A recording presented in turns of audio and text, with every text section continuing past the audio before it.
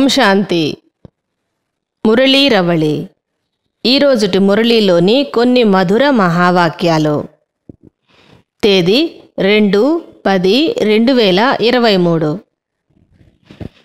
బాబా చెప్తున్నారు, మధురమైన పిల్లలు, కొత్త ప్రపంచం కొరకు బాబా మీకు అన్ని కొత్త విషయాలనే వినిపిస్తారు, కొత్త మతాన్ని ఇస్తారు. కావున శివబాబా గతి మతి అతీతమైనవి అని గాయనము చేయబడుతుంది. మీరు ఉన్నతమైన భాగ్యాన్ని తయారు చేసుకొనుటకు సేవ చేయండి. కేవలము తింటూ పడుకుంటూ సేవ చేయకుండా ఉన్నట్లయితే ఉన్నతమైన భాగ్యాన్ని తయారు చేసుకోలేరు. యజ్ఞసేవ చేసి మీ భాగ్యాన్ని తయారు చేసుకోవాలి. మొత్తం ఆధారమంతా చదువుపైనే ఉంది. బ్రాహ్మణులైన మీరు చదవాలి మరియు చదివించాలి. సత్యమైన గీతను వినిపించాలి. బాబాకు దయ కలుగుతుంది. కావున ప్రతి విషయమును అర్థము చేయిస్తూ ఉంటారు. స్వర్గమును తయారు చేసేవారు పరంపిత పరమాత్మ. వారే ఆత్మ రాముడు. నరకాన్ని తయారు చేసేవాడు రావణుడు. కావుననే రావణుడి చిత్రాన్ని తయారు చేసి ప్రతి సంవత్సరము తగులబెడుతూ ఉంటారు. కాలిపోవటానికి రావణుడు స్థూలమైన వ్యక్తి ఏమీ కాదు. రావణుడు అనగా పంచవికారాలు. ఏ విధంగా శివబాబాకు ఎటువంటి చిత్రము లేదో అలాగే రావణుడికి కూడా ఏ చిత్రము లేదు. ఈ రోజుల్లో అందరి జీవితము దుఃఖముతో నిండి ఉంది. శివబాబా ఒక్కరే అందరి జీవితమును సుఖవంతముగా చేస్తారు. స్వర్గస్థాపన చేసేందుకు బాబా వచ్చి ఉన్నారు. మీరు స్వర్గములో ఎప్పుడూ వికారాలలోనికి వెళ్ళరు.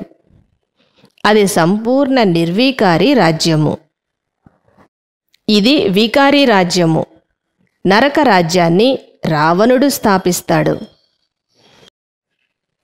బాబా చెప్తున్నారు, మీరు ఎన్ని వేద శాస్త్రాలు చదివినా, యజ్ఞ తప దాన పుణ్యాదులు చేసినా అవన్నీ ఎదురు దెబ్బలు తినటమే. వాటి వల్ల ఏ ప్రాప్తి లేదు.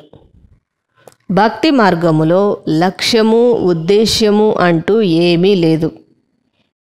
ఈ జ్ఞాన మార్గములో మీకు మనుష్యుల నుండి దేవతలుగా అయ్యే లక్ష్యమును ఇవ్వటము జరిగింది.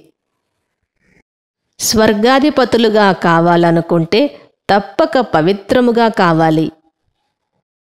పవిత్రతయే మీ ముఖ్యమైన ధారణ.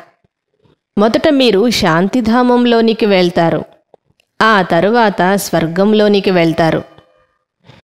స్వయాన్ని దేహీగా భావించండి, అనగా దేహమును ధరించిన ఆత్మగా భావించండి. ఇదే మీరు చేయవలసిన శ్రమ అంతా.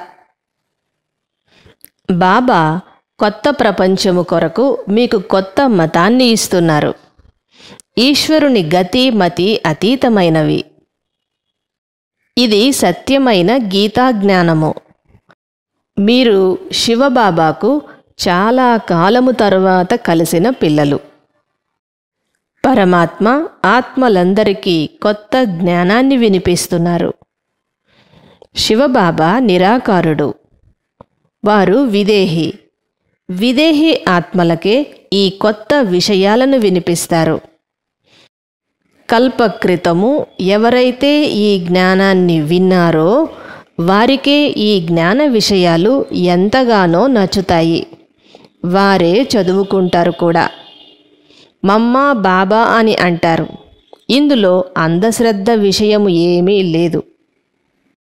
పారలౌకిక మాతాపితలు మీకు జ్ఞానామృతాన్ని ఇచ్చి పుచ్చుకోవటమును నేర్పిస్తున్నారు. మీరు విషయ వికారాలనే విషాన్ని ఇచ్చి పుచ్చుకోవటము మానివేయండి. బాబా ఇచ్చిన శిక్షణలను పరస్పరములో ఇచ్చి పుచ్చుకున్నట్లయితే స్వర్గానికి అధికారులుగా అవుతారు. కొద్దిగా జ్ఞానము విన్నా కూడా స్వర్గములోనికి వస్తారు. జ్ఞానాన్ని మీరు ధారణ చేసి ఇతరులను కూడా మీ సమానముగా తయారు చేయాలి. లేకపోతే దాసదాసీలుగా అవుతారు. మీరు యజ్ఞములో పూర్తిగా సమర్పణ అయినప్పటికీ సేవ తప్పక చేయాలి. ఏ సేవ చేయకుండా కేవలము తింటూ త్రాగుతూ ఉన్నట్లయితే ఏదైతే ఇచ్చారో దానిని తిని అంతము చేసేస్తారు. ఇచ్చింది తినేసి సేవ చేయకపోతే థర్డ్ క్లాస్ దాసదాసీలుగా అవుతారు. సేవ చేస్తూ తిన్నట్లయితే అది మంచిదే.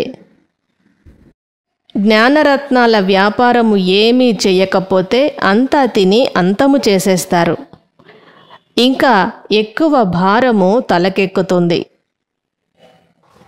యజ్ఞసేవ చేయకుండా పడుకున్నట్లయితే మీ భాగ్యాన్ని పోగొట్టుకుంటారు. 8 గంటలైనా సేవ చేయకుండా తినటము కృతజ్ఞతయే. కేవలము మీరు తింటూ ఉన్నట్లయితే ఏమీ జమ చేసుకోలేరు. మళ్ళీ ఇంకా సేవ చేయవలసి ఉంటుంది. మొత్తం ఆధారమంతా చదువుపైన మరియు చదివించే వారిపైన ఉంటుంది. మీరు బ్రాహ్మణులు, సత్యమైన గీతను వినిపించాలి.